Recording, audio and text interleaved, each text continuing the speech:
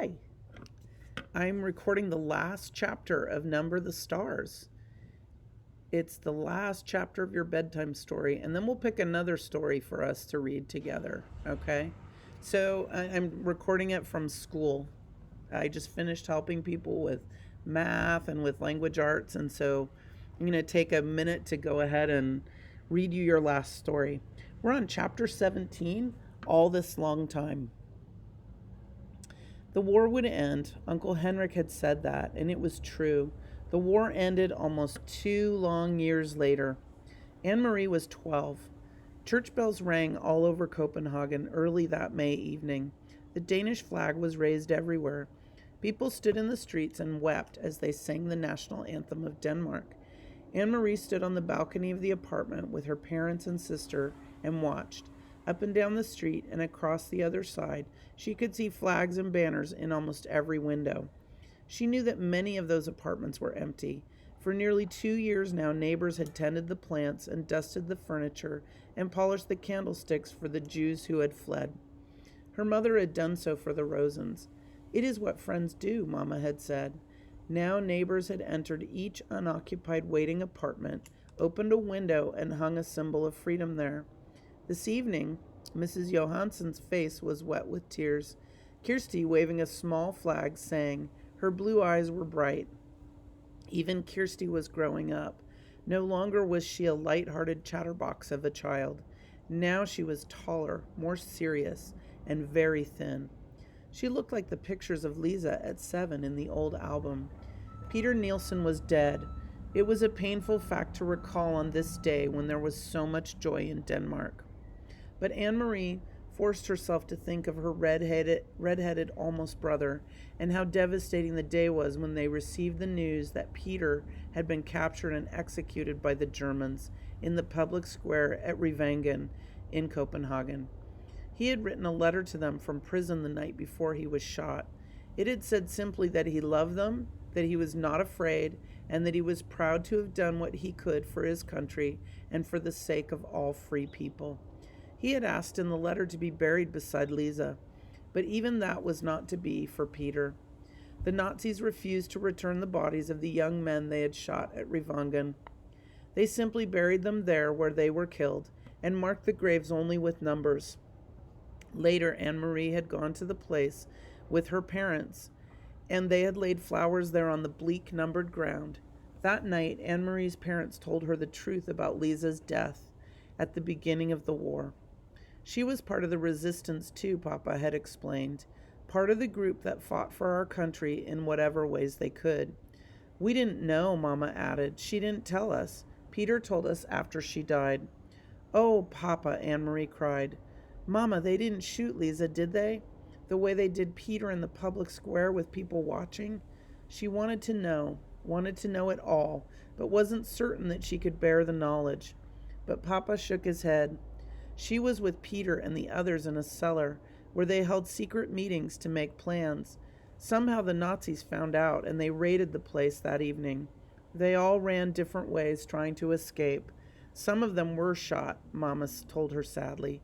Peter was shot in the arm. Do you remember that Peter's arm was bandaged and in a sling at Lisa's funeral? He wore a coat over it so that no one would notice, and a hat to hide his red hair. The Nazis were looking for him. Anne Marie didn't remember. She hadn't noticed. The whole day had been a blur of grief. But what about Lisa, she asked. If she wasn't shot, what happened? From the military car, they saw her running. From the military car, they saw her running.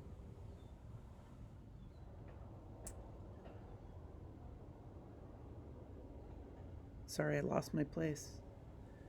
Oh,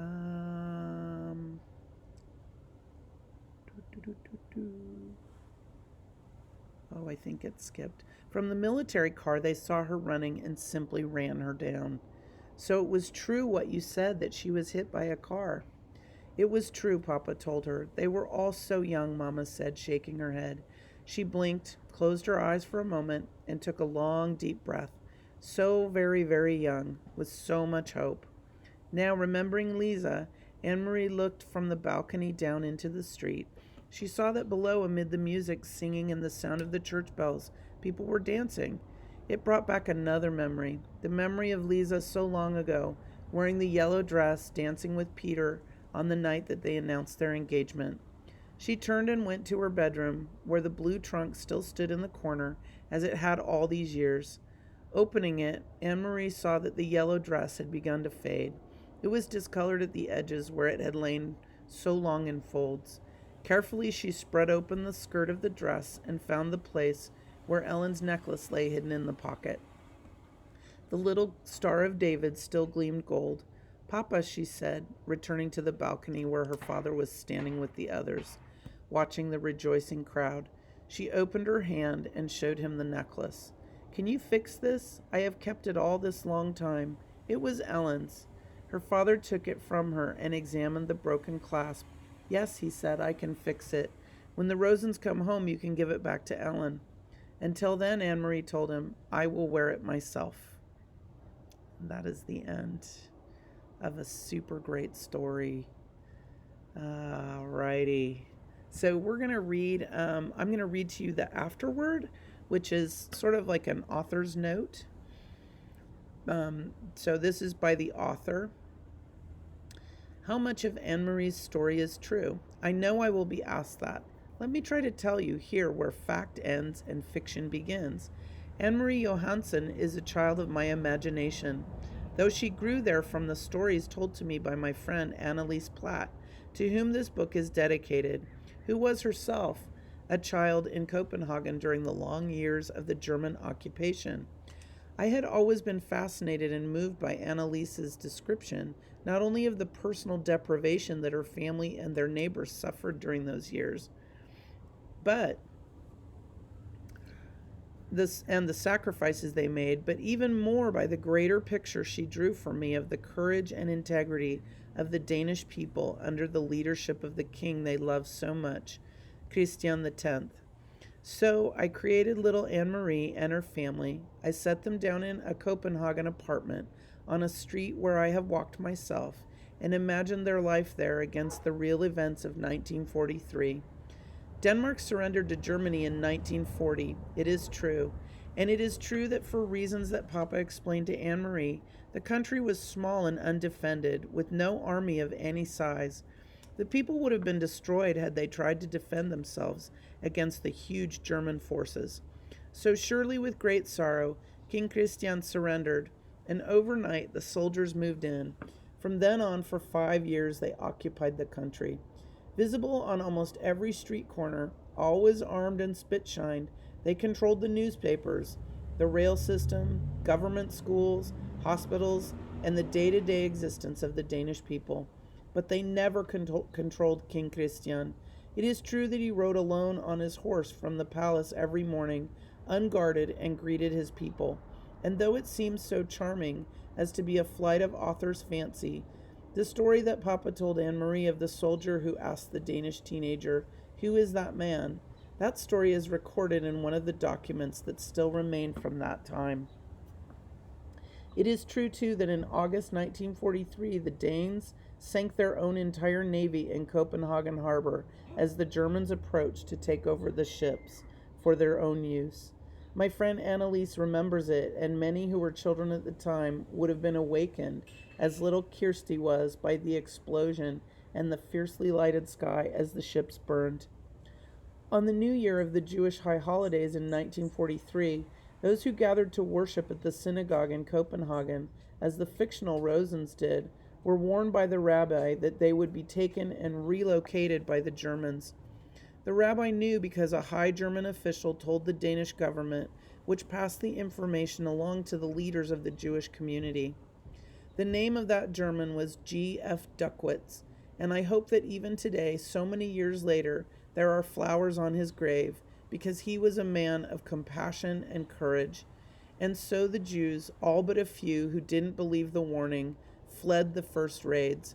They fled into the arms of the Danes, who took them in, fed them, clothed them, hid them, and helped them along to safety in Sweden.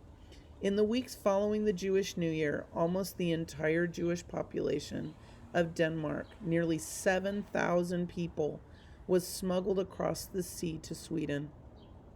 The little hand hemmed linen handkerchief that Anne Marie carried to her uncle, surely something made up by an author who would create a heroine out of a fictional little girl? No. The handkerchief, as well, is part of history. After the Nazis began to use police dogs to sniff out hidden passengers in the fishing boats, Swedish scientists worked swiftly to prevent such detection. They created a powerful powder composed of dried rabbit's blood and cocaine. The blood attracted the dogs, and when they sniffed at it, the cocaine numbed their noses and destroyed temporarily their sense of smell. Almost every boat captain used such a permeated handkerchief, and many lives were saved by this device.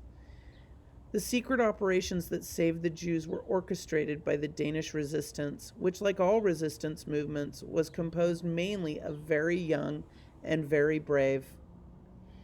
Peter Nielsen, though he is fictional, represents those courageous and idealistic young people, so many of whom died at the hands of the enemy.